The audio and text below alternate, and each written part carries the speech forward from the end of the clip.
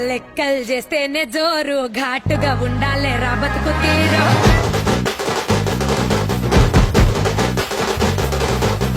నల్లి బొక్కలు చూస్తే హుషారు ఏం తింటావు రా ఉప్పు లేని పప్పు షారు కోసి కొంగడి మా కట్టు బొట్టు ఎట్లయితే గట్లయితే చూసుకుందాం పట్టు అమ్మలి గట్క మాది రాసా పుటక